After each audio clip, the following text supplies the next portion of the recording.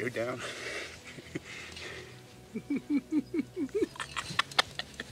Oh.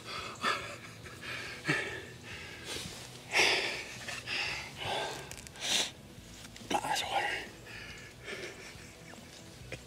There's another one.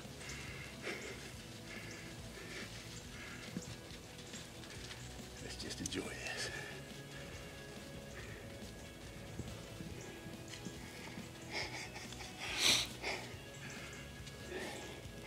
It's one of those mornings. It's just barely daybreak. I think that's like the 4th buck we've seen.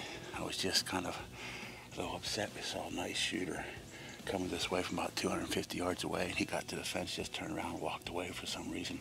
I tried to rattle him in, and as I turned, I was like, there was a big doe down here with 2 little ones just staring at me, saw me rattling.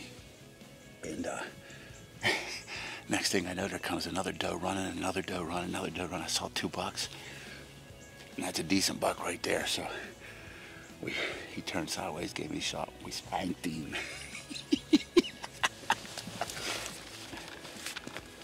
Pike County does it again.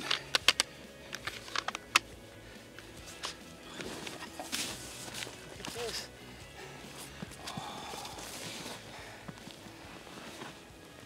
Oh. Isn't that sweet? Oh, as we get older, we learn to appreciate things in different ways. And I don't mean to be too corny here, but this has been 22, 23, 24 years for me coming to Pike County, Illinois. It was the very first place this young Pennsylvania guy came to hunt for the Midwest for the first time.